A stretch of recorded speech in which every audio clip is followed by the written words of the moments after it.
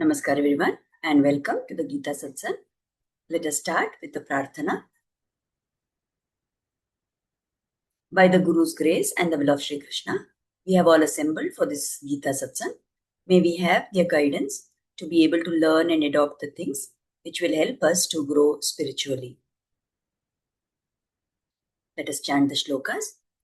Vasudeva Sutam Devam Kamsachanuramardanam Devaki Paramanandam Krishnam Vande Jagadgurum Krishnaya Vasudevaya Haraye Paramatmane Pranatah Kleshanashaya Govindaya Namo Namaha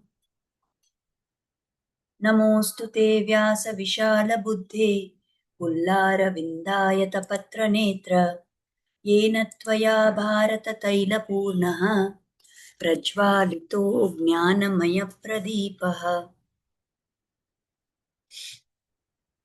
Yo nityamachyutapadaambujayugmarugma व्यामोहतस्तदितराणि तृणाय मेने अस्मद्गुरोर्भगवतोऽस्य दयैकसिन्धोः रामानुजस्य चरणौ शरणं प्रपद्ये रामानुजदयापात्रं ज्ञानवैराग्यभूषणं श्रीमद्वेङ्कटनाथार्यं वन्दे वेदान्तदेशिकम्. So with prayers at the lotus feet of the Acharyas, let us start our satsang. So just to summarize what we saw in the last few shlokas, we had taken up shlokas 4, 5 and 6 from the 9th chapter. So in that, Krishna talked about how he is the controller of everything and he is all pervading. That everything in this universe, the Chit and Achit, is pervaded by Krishna.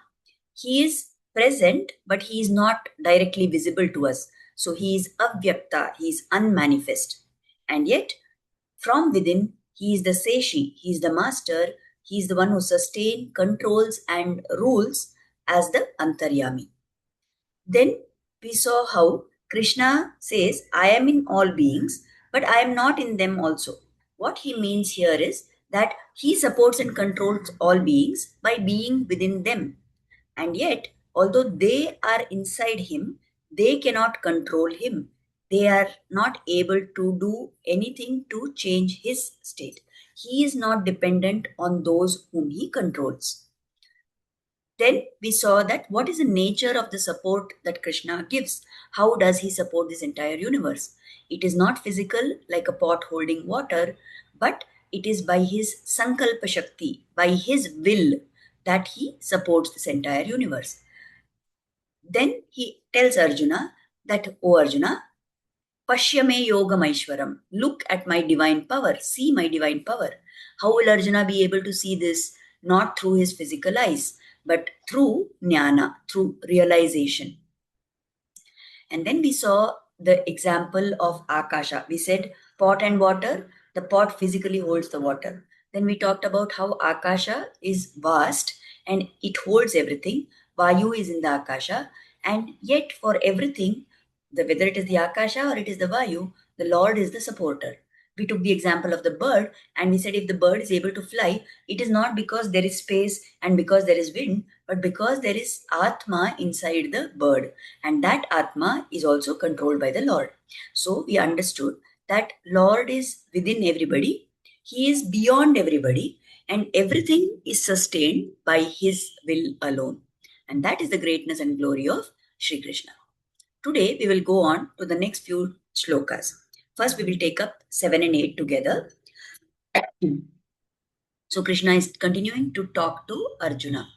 So he says, Sarva Bhutani Kaunteya Prakritim Yanti Mamikam Kalpakshaye Punasthani Kalpadau Visrajamyaham Prakritim Swamavashtabhya Visrajami Punah Punaha Bhutagramamimam Kritsnam Avasham Prakritir Vashat. So he says, O Arjuna, all beings are assimilated into my nature, which is Prakriti, at the end of the Kalpa, at the end of the cycle of time called as the Kalpa. Again, when the new cycle begins, when a new Kalpa begins, I send forth all these beings. How? from my own Prakriti. I send forth again and again all these beings, this multitude of beings who are caught helplessly under the sway of the Prakriti. So, what is Krishna trying to say here? In the previous shloka, we had seen that Krishna told he sustains everything, he supports everything by his Sankalpa Shakti. Now, in the seventh shloka, Krishna is telling that even creation and destruction is done by me only.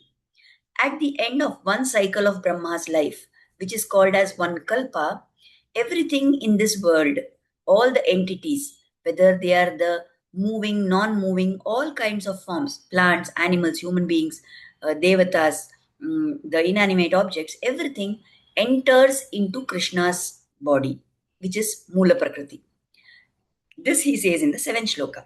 In the eighth shloka, he says that once this thing has happened, after a certain period of time has elapsed, next again creation is going to start. So when everything merged into Krishna's being, that was the time of Pralaya. And then again there will be Srishti. So at that time, from where do everything in this that is created, where does it come from? It comes back from that same Prakriti, which is sticking to the body of Krishna. And that Prakriti development is through a eightfold process. We have seen about this in previous satsang, in the previous chapters. First, there is Mula Prakriti. From that, Mahan is created. From that, Ahankaram is created. And then the Panchatan Matras, Shabda, Rupa, Rasa, Gandha, Sparsha, all these. So 5 plus 3. These are the eightfold Prakriti. From this, Krishna, the Lord, creates different categories of things. There are inanimate objects, there are animals, there are humans, and there are the devatas, the deities who are above the humans. All these entities, however, where they have come from? They have come from Krishna. They have come from Mula Prakriti and they have been created by the Sankalpa of Krishna. So, at the end of the time, when the Kalpa gets over, when there is Pralaya, what happens to them? Again, by the will of Krishna, by the Sankalpa of Krishna, they go and merge back into the Mula Prakriti. So, these entities are coming and going under the sway of the Prakriti. And once they take a definite form and they are created, they are enveloped by these three gunas, the three gunas, Sattva guna, Rajo guna, Tamo guna, in different proportions. And because of those three gunas which have covered them, then these entities are all having different kinds of ajnana. They are deluded, their intelligence, their buddhi, the capacity of the Atma, which is actually to know everything, that gets covered up. Depending on what kind of an entity it is, that different level of ajnana will be there. Like if we see, plants can sense very less. An inanimate object cannot sense anything according to us because that level of chaitanya in that is very less. There is very little jnana in that. The plant is little better than the inanimate object. The animals are little better than the plants. Much better than that are the human beings. And even better in terms of their jnana are the devatas. But because they are all subject to the trigunas, they are all helpless and under the sway of this Prakriti. So Krishna is not just the sustainer of the universe, the Lord is also the creator and the destroyer. Now we may think that we have heard people say that Brahma is the creator and Shiva is the destroyer. Yes, those are particular tasks which are given to those particular devatas, but they are also devatas. They are not the Supreme Lord. They are Jivatmas, they are also Baddha Jivatmas, bound souls, who have attained those particular positions because they have accumulated a lot of punya. And therefore, the Lord has delegated these particular tasks to them. But just as He is Antaryami within all of us and everything in this universe, He is Antaryami within Brahma and Shiva also. It is His Sankalpa Shakti that gives them the ability to carry out those particular functions that He has delegated to them. Okay, so the behavior of an Atma, how it behaves, gets influenced by what kind of body that it takes. Like if there is an Atma which has taken on a fish body, that will be able to swim. But it will not have the characteristic of a lion. It cannot roar like a lion. If there is an Atma which is in the lion's body, that will be able to roar, but it cannot swim like the fish. So, there are differences that we observe. And whatever that particular body the Atma has taken, according to that, it will have particular capabilities. Now, when we look around us, we find that there's so much inequality, isn't it? We think that, see, let us forget about the other categories. Let us look among human beings only. We see that there are some people who are rich, there are some who are poor, there are some who are intelligent, and there are some who are very dull. There are some who are very healthy, and there are some who are unhealthy. And then there are people who are very kind, and there are people who are very cruel. So, like this, in terms of their ability, in terms of their guna, in terms of what they have qualities, we are also different. Now, when we are saying that the Lord has created everything, then why did He bring this inequality? Why did He create a world like this where everybody is so different? Now, is it that the Lord is being cruel? He is cruel to those who are poor, those who are unhealthy, those who are bad. He is cruel to them, and he's partial to certain people, and therefore he has made them rich, or he has made them beautiful, or he has made them very healthy. Is that the thing? Is it the Lord who has given all this inequality? Why? How does he decide what to give to whom? That answer will come in the next shloka. But before we go there, let us just see an example. There is one temple. Now, this, what I'm going to narrate this story, is very closely connected to the concept that we are going to take up in the next shloka. That is why I have put the story first, so that then we can understand the concept with the help of the story. In Tamil Nadu, in I think very close to Tanjavur, there is this place called Tirukandiyur. It's one of the 108 Divya Deshams. And there is a this temple is called as Hara Shapa Vimochana Perumal. The Lord who gave Shapa Vimochana, who destroyed the curse on Hara, on Shiva.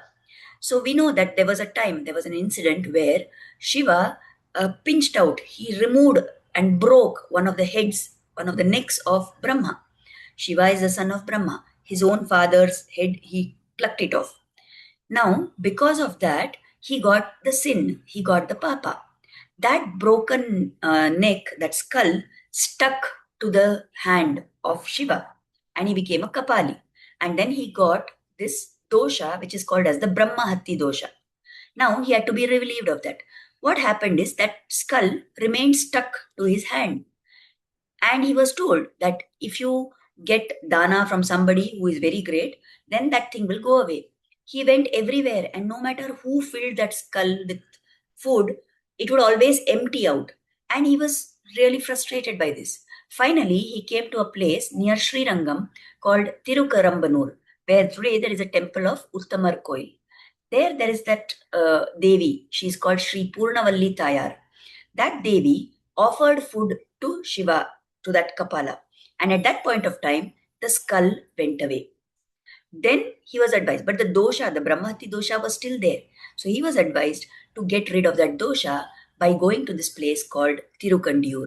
So when he came there and he bathed in the Pushkarni, in that pool which was attached to the temple, in the temple in the temple premises, and he prayed to the Lord there, then finally he removed that Lord, removed the dosha, removed that shapa that Shiva had got.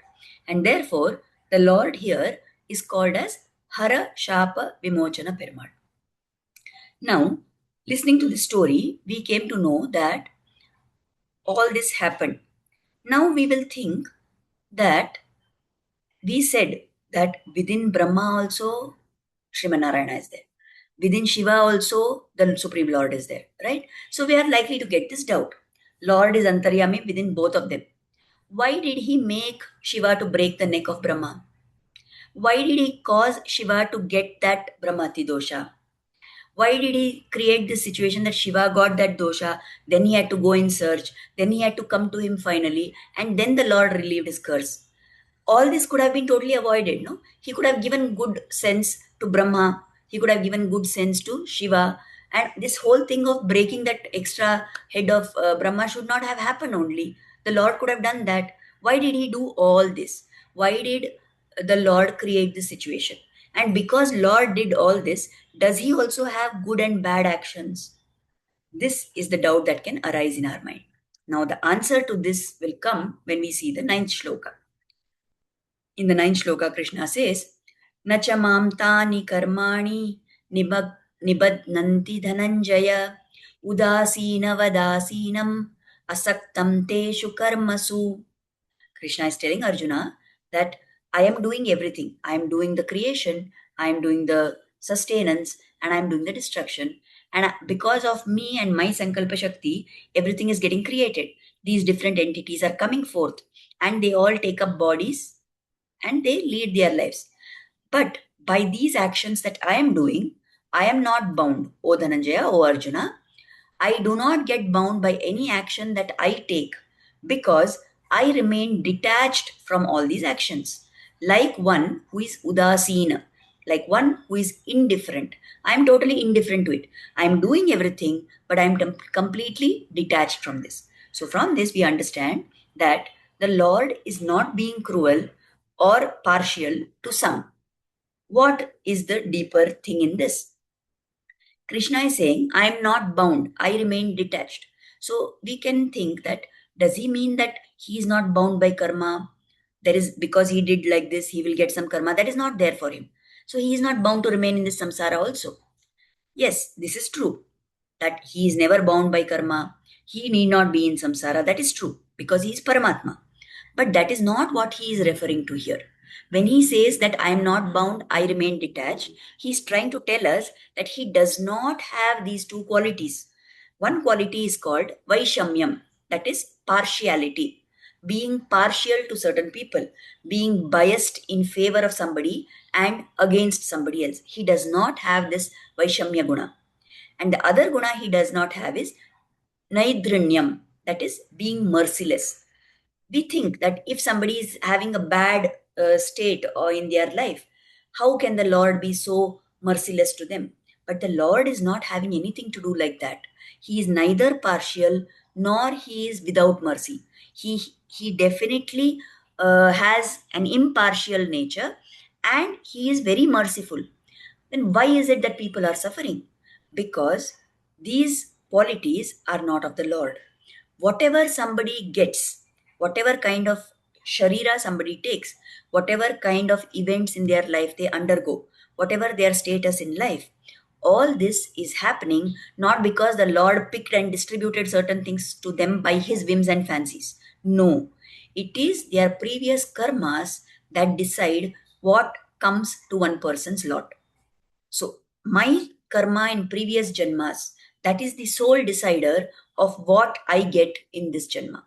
The Lord does not play any role in that. So, in that sense, He is saying that I am not bound, I remain detached.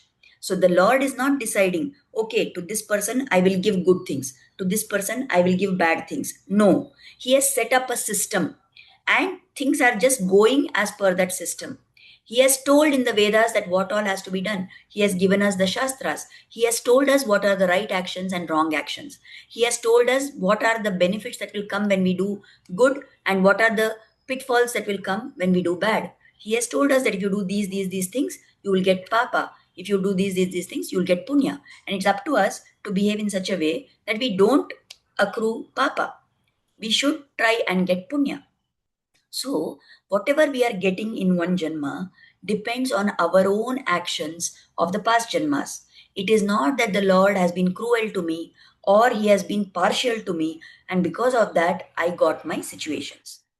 Now, we will again think, so this is the reason why he is saying, I am not bound, I remain detached. That means I am not the decider. I don't have these qualities of Vaishamya and Naidranya.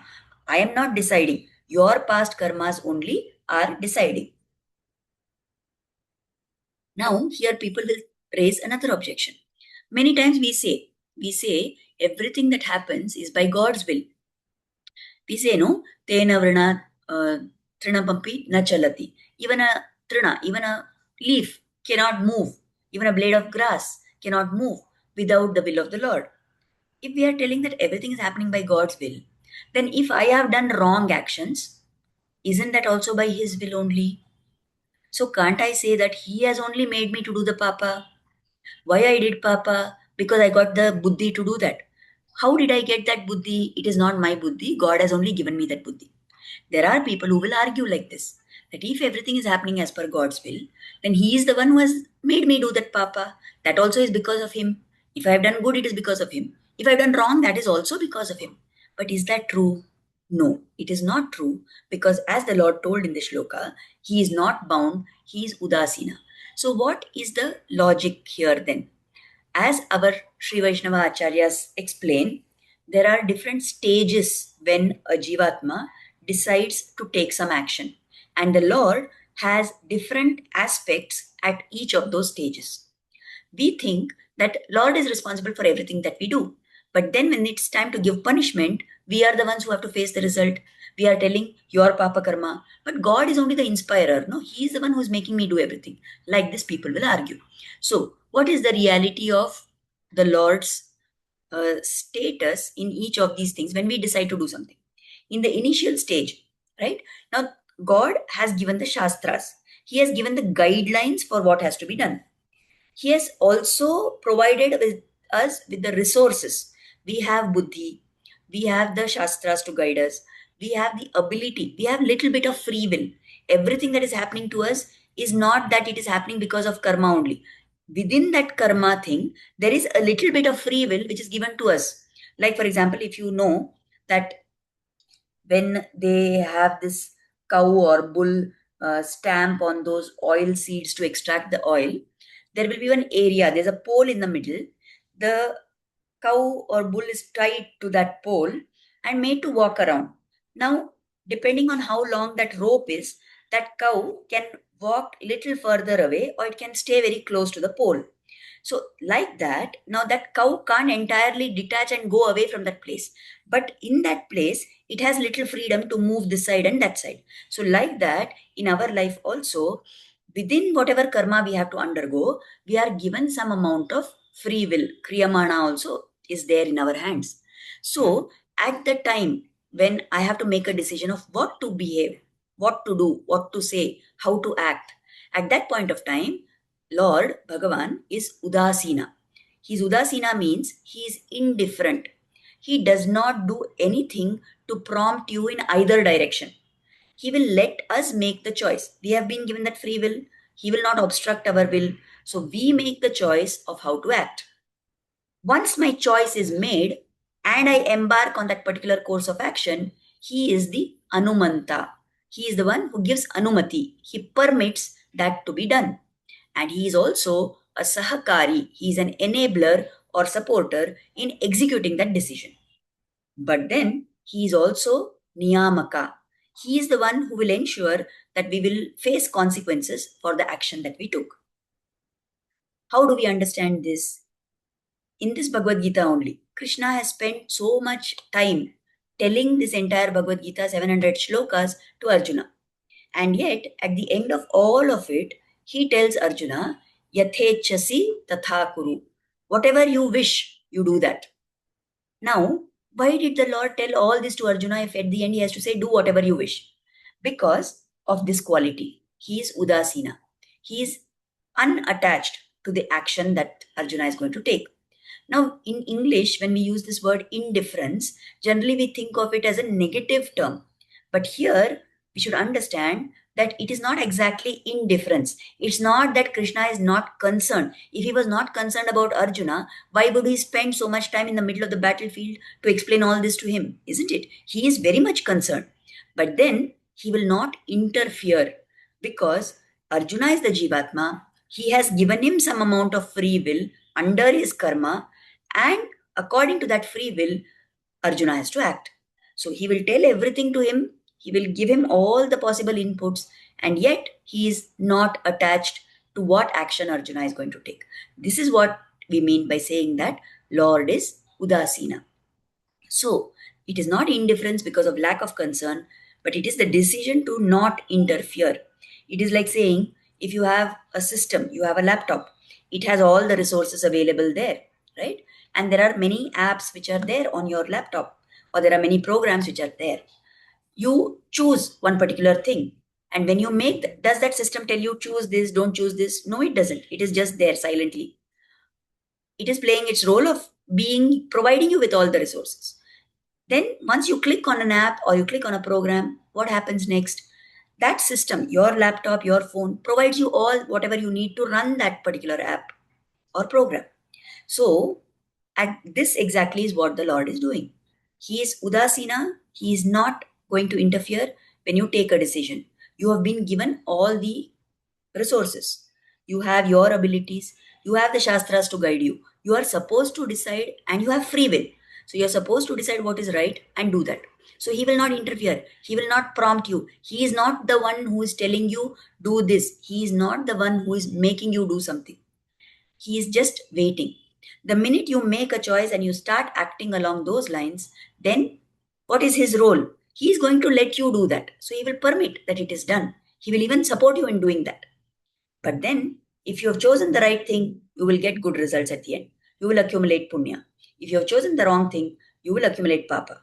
And the consequence of that punya and papa, you have to undergo. So it is your karma alone which decides what kind of a janma you get, what kind of life situations you have to undergo.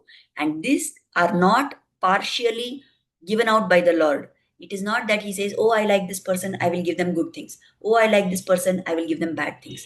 In fact, many times we may have observed there are some people who are such great bhaktas of the Lord in this janma, and yet they are suffering so much. What is the reason for their suffering? If the Lord wanted, if He was so pleased with their bhakti, He should have not given them that trouble, isn't it? We know examples of how Ramakrishna Paramahamsa, I think, had throat cancer. So, although he had throat cancer, not one day did he say, oh, I am such a great bhakta of the Lord, why He has given me the throat cancer. He accepted that this is Deha Prarabdha. Whatever I have done in my past janmas, because of that, this body has to undergo all this. So, I will just be an observer. And he continued to be blissful through all of it.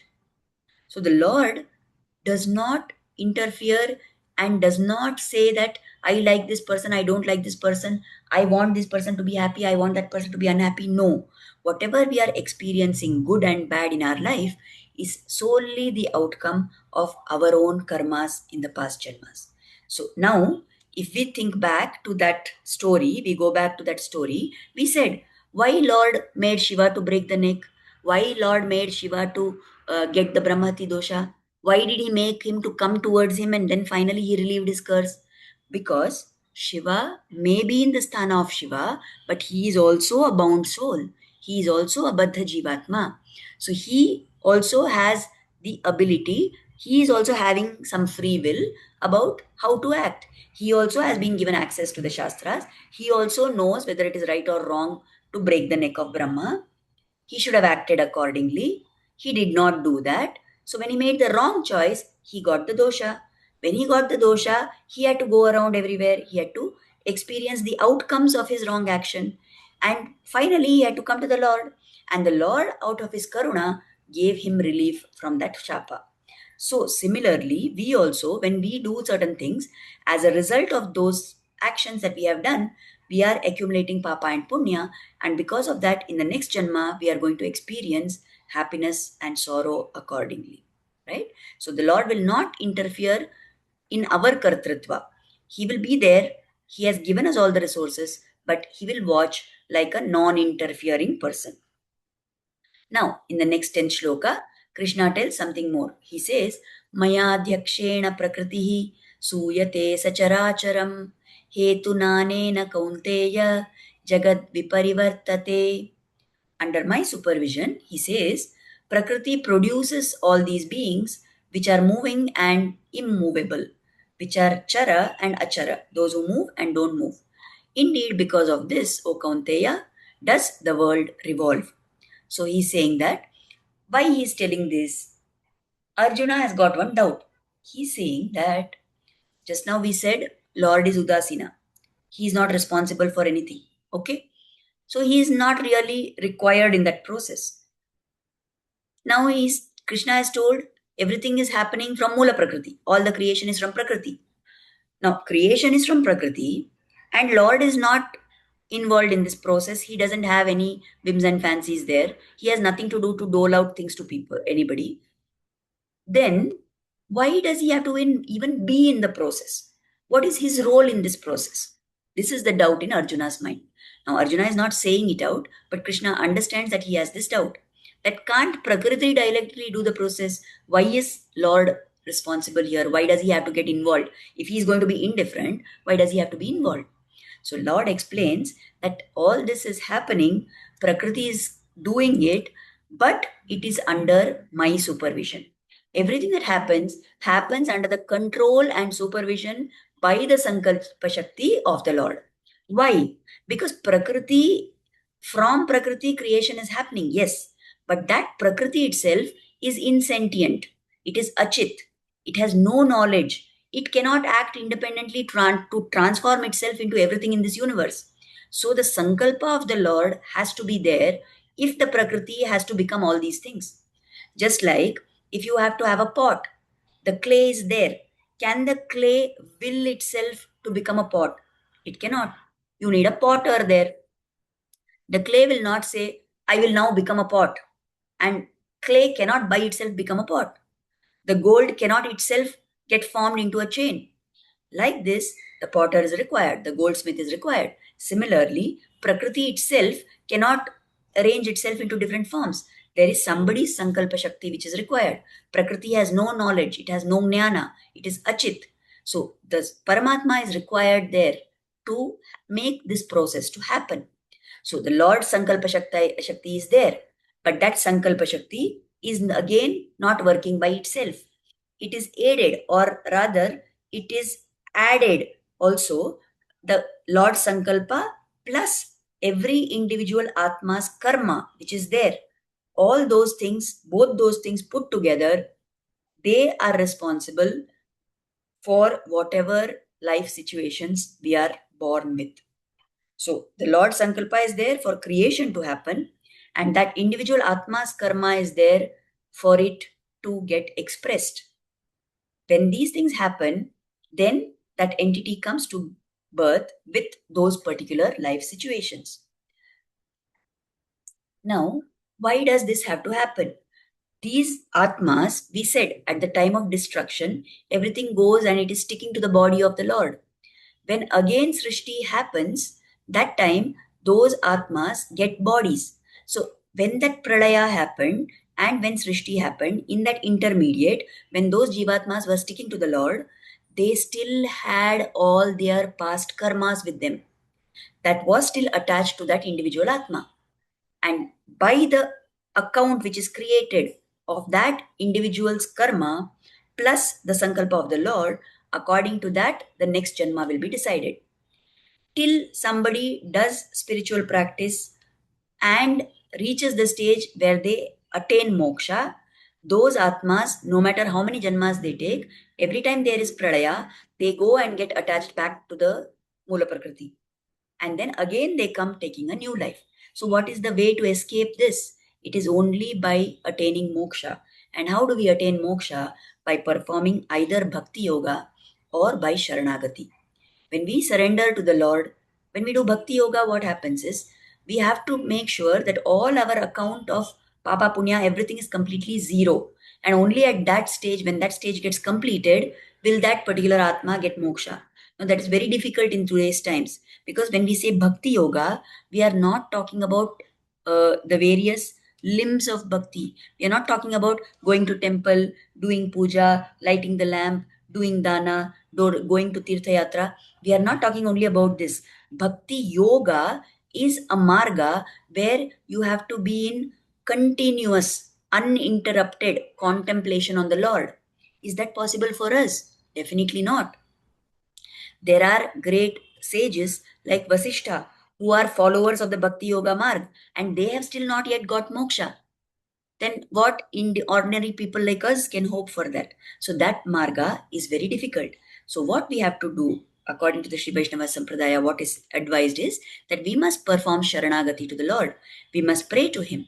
And when we surrender to Him and He accepts us, then that is done through a ritual. And after this, He will say that at the end of this Janma, you are going to get moksha. All your particular sins, which are there, the big account that you have, what you have from many janmas, He will write off all that. Whatever you have to undergo in this life, that you have to finish. And then the day your body falls down, at that point you get moksha. only when somebody gets moksha, then that Atma goes to Sri Vaikuntha. And once it goes to Sri Vaikuntha, it is no longer stuck to the Mula Prakriti. It is now in Sri Vaikuntha. So now there is nothing more that can happen to it. It will not come back into this cycle of births and deaths. It will not come back to samsara. That is the ultimate aim of our human life. And that is what we have to pray to the Lord to take us to that stage of mukti.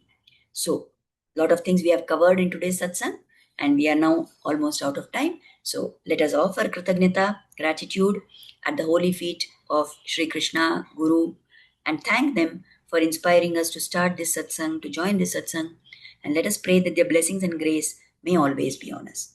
If the Lord wills, if the Lord wills, if we have the right buddhi, then we can definitely pray to Him and perform the act of surrendering at His lotus feet. And that will pave the path to moksha for us. Thank you, everybody. And we will meet again next week. Next week, probably, we will meet on Friday only. As usual, we will get back on track on Friday and we will see how it goes further. Thank you, Zarnaji, and thank you, everybody. Namaskar.